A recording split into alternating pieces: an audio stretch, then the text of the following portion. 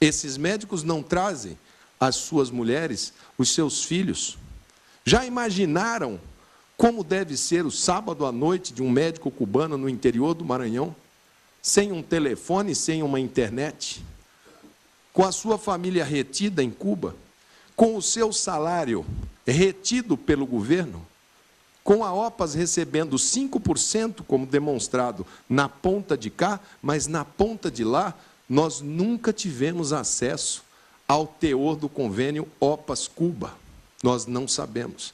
Nós perdemos o princípio do Pacto de Genebra, do livre exercício da profissão, do direito de ir e vir, da integralidade do salário sagrado na sua conta. Nós perdemos, com esta medida provisória, em pleno século XXI, a razão de ser do mundo livre, que é não ter intermediação da mão de obra, que é não deixar um país explorar física ou intelectualmente quaisquer pessoas sobre a ameaça da sua família retida. Quando da discussão do fim da escravidão, aqui no Brasil, nos anais do Congresso Nacional, existiam aqueles que falavam: não podemos abrir mão da escravidão. Quem irá limpar as ruas? Quem irá trabalhar no canavial? Se nós abrirmos, o Brasil vai quebrar. Esse era o argumento que fez com que aquela chaga durasse tanto tempo. Agora, em pleno século XXI, nós estamos com a nossa Constituição, onde se diz que é crime reter dolosamente o salário, ali exposta, e a sociedade dizendo, e as autoridades dizendo: não, mas a causa é nobre. Ouviremos agora o doutor Henrique Mandetta, que é deputado federal e médico pelo Estado de Mato Grosso do Sul. Excelentíssimo senhor ministro relator, Marco Aurélio de Mello, senhor subprocurador-geral Odin Ferreira, aos demais excelentíssimos senhores ministros e ministras do Supremo Tribunal Federal, convidados, senhores expositores, presidentes de associação médicas, conselhos, federações, boa tarde. Ministro, ao ser nominado deputado federal para vir fazer uso da palavra, eu gostaria de esclarecer que participei ativamente do debate na Câmara dos Deputados. Sou, como se diz na casa, um deputado temático. Venho de uma família de formação médica, de formação filosófica médica.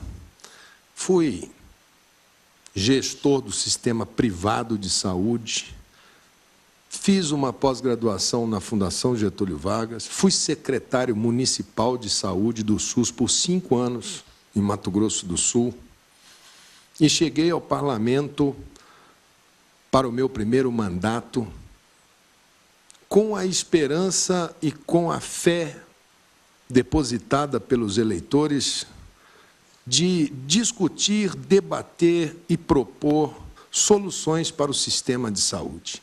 Porque percebo na sociedade, assim como foi aqui dito, um clamor quase universal de mais de 80% da população solicitando aos homens públicos que apontem soluções para o problema de saúde.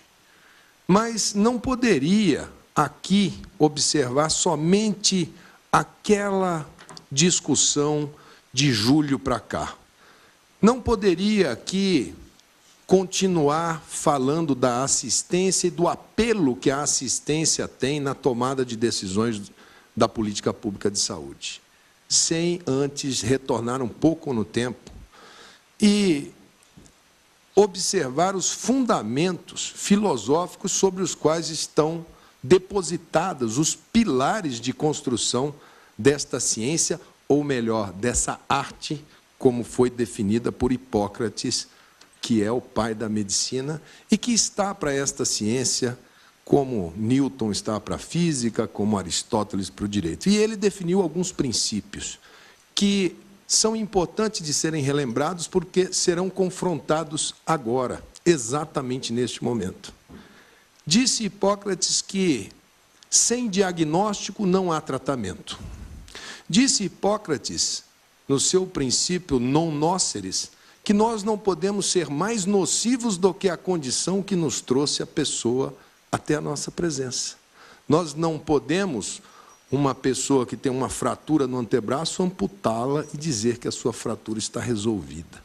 Seria sermos mais agressivos do que a condição. Essa história, esses princípios, eles inauguram a era da ciência. E aí, dali para frente, passa o homem a procurar a organização do trabalho. E nós passamos no século XX a ter Flexner, o pensador norte-americano, que define saúde como um bem de capital, um bem de consumo. No mesmo momento, o sistema comunista coloca saúde como um dever absoluto do Estado e o trabalhador absolutamente em função das necessidades do Estado. E entre os dois modelos, surge Dawson, na Inglaterra, que fala, não, saúde aqui será um conceito da seguridade social. E o Estado será um ente que irá propor, que irá levar, que irá regular e que irá construir o sistema de saúde na Inglaterra do pós-guerra. Isso constrói-se e resiste o sistema de saúde inglês até mesmo ao choque neoliberal de Margaret Thatcher. E os nossos sanitaristas da Fiocruz, na grande noite da ciência brasileira, que foi o período de exílio, vão exatamente para a Europa e trazem de lá o conceito de universalização da saúde e integralização das suas coberturas, através do saudoso professor Sérgio Arouca. E nós fomos para a Constituinte de 88 e levamos a máxima constitucional de que saúde é um direito de todos, um dever do Estado, dentro do conceito de seguridade social ampliado, aonde nós absorvemos a previdência, a assistência social e tivemos a ousadia, enquanto país, de colocarmos a saúde como uma peça fundamental da seguridade social. Naquele momento, nós fizemos uma ruptura de quase 500 anos de um sistema que tinha dois tipos de brasileiros, os indigentes e os pagantes. Naquele momento, nós dissemos à nação que todos nós teremos a integralidade, a universalidade e a equidade. Este ano fazem 25 anos que nós colocamos essa máxima constitucional. E nesses 25 anos, dos quais o atual governo é responsável por 12 desses 25 anos, ou seja, pela metade do tempo, nós vimos um sistema ser desconstruído, que era o sistema anterior, que tinha os seus atrativos do médico que ia para o interior, que montava o seu consultório, que recebia daqueles que podiam pagar e fazia caridade nas santas casas de misericórdia. Vimos essa substituição por um sistema público que virou a tipo de preocupação com o vínculo dos trabalhadores de saúde num sistema que é, como já foi dito aqui hoje, necessariamente amparado no trabalho desses profissionais. Nós vimos a União passar a desvincular as receitas da União, a DRU, da Seguridade Social, retirando os recursos da Seguridade Social, e um discurso de municipalização, aonde os deveres foram repassados aos municípios e os direitos tributários foram concentrados na União. Com isso, surgiram distorções no sistema que levaram as cidades de pequeno porte, até as de médio porte, a não conseguirem organizar a sua força de trabalho.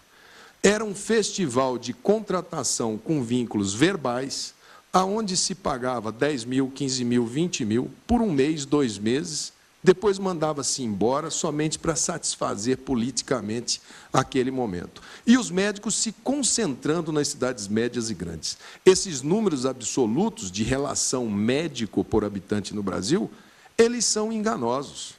O Rio de Janeiro tem a maior relação médico por habitante do Brasil, muito maior do que o sistema inglês, quase 3 vezes maior do que a média nacional. E na pesquisa de percepção de saúde, a pior avaliação é do Rio de Janeiro.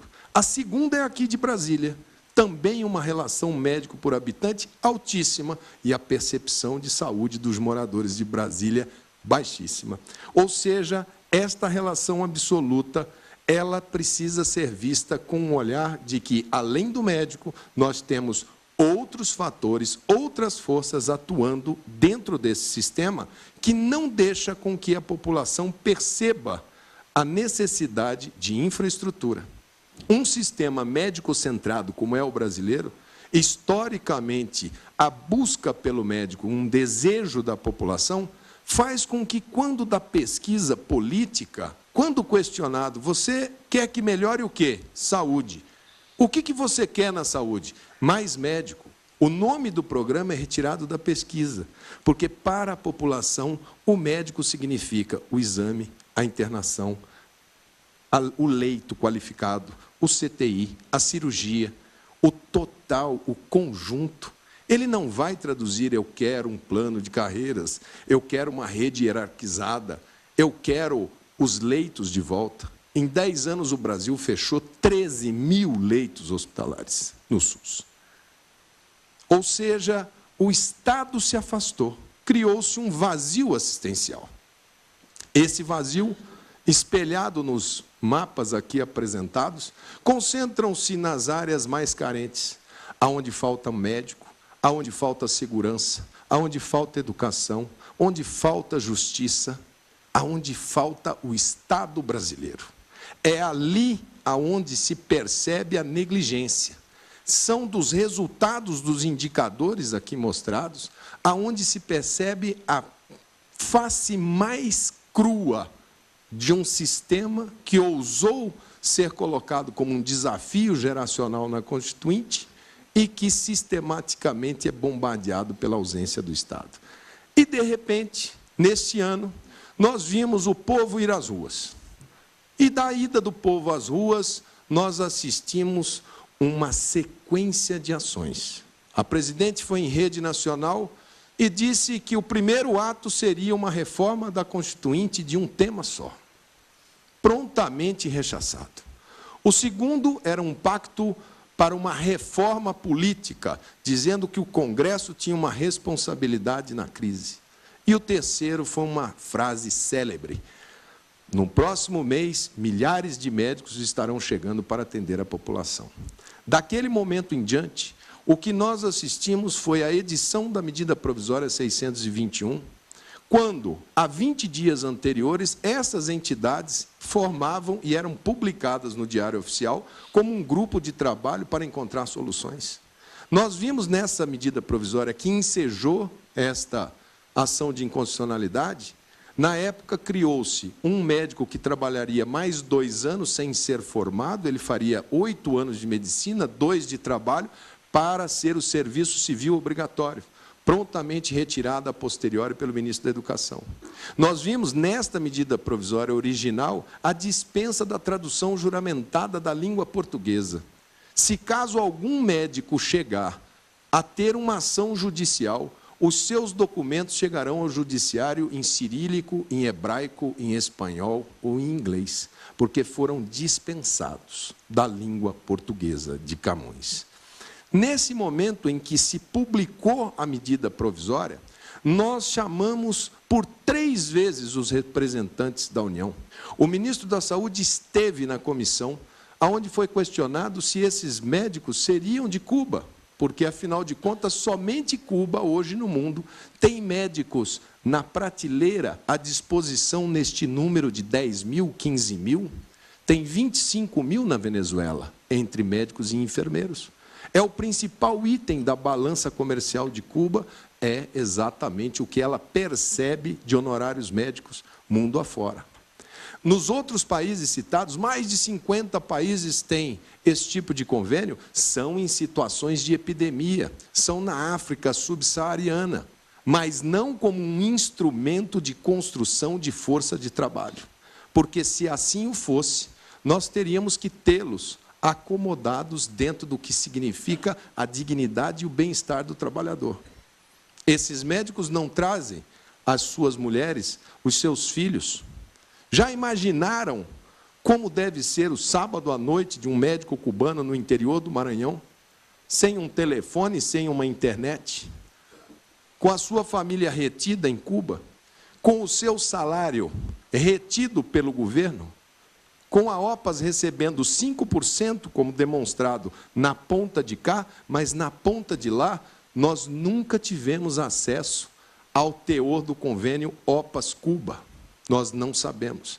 E por que eu, como um deputado, Vossa Excelência poderia indagar? E por que está vindo aqui, no Judiciário, pedir, e agradeço a deferência de ter sido aceita a minha inscrição, para falar nessa corte? Não falou isso dentro do Congresso Nacional? Falei. Esta medida provisória foi a recordista em número de emendas parlamentares. Teve quase 600. Elas foram votadas em bloco e não aceitas.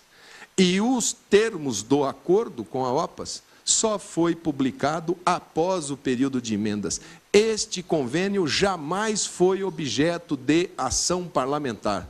Nesta medida provisória, somente é dito que, para fins do objetivo do programa, poderá o Ministério firmar convênios internacionais. Ponto.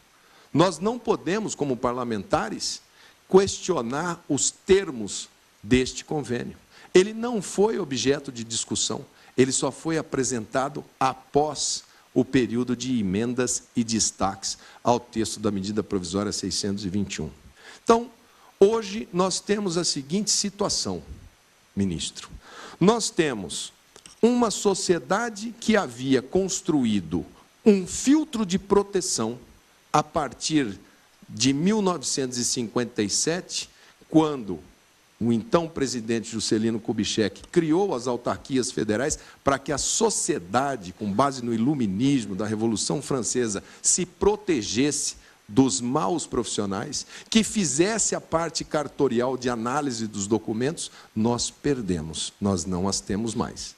O Estado passou a dizer: eu sou o responsável de dizer quem é médico e aonde vai trabalhar. Nós perdemos o princípio do Pacto de Genebra, do livre exercício da profissão, do direito de ir e vir, da integralidade do salário sagrado na sua conta. Nós perdemos, com esta medida provisória, em pleno século XXI, a razão de ser do mundo livre, que é não ter intermediação da mão de obra, que é não deixar um país explorar física ou intelectualmente quaisquer pessoas sobre a ameaça da sua família retida. Quando da discussão do fim da escravidão, aqui no Brasil, nos anais do Congresso Nacional, existiam aqueles que falavam: não podemos abrir mão da escravidão. Quem irá limpar as ruas? Quem irá trabalhar no canavial? Se nós abrirmos, o Brasil vai quebrar. Esse era o argumento que fez com que aquela chaga durasse tanto tempo.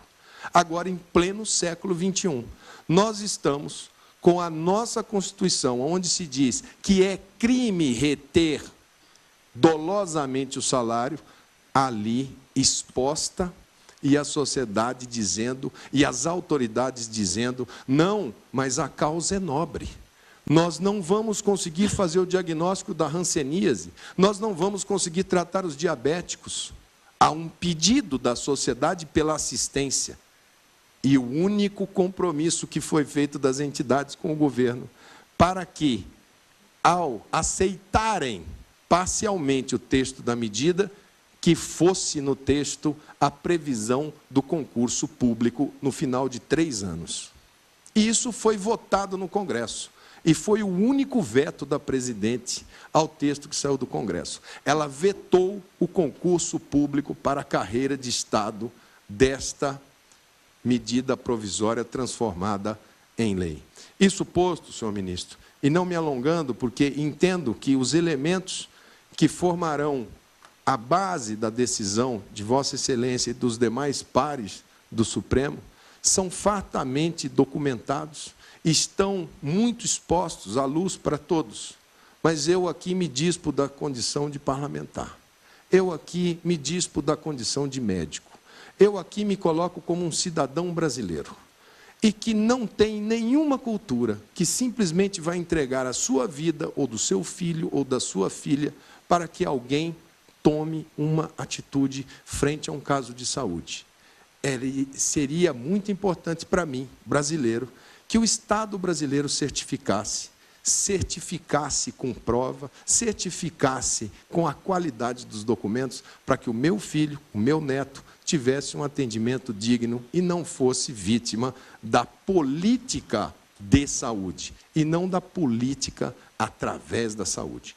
Eu acho que a colaboração que eu poderia dar é essa, como um testemunho de um parlamentar que não pôde, na integralidade da discussão que o convênio merecia, sequer ter acesso ao documento do convênio OPAS-Cuba, que macula a legislação brasileira. Muito obrigado, senhor ministro.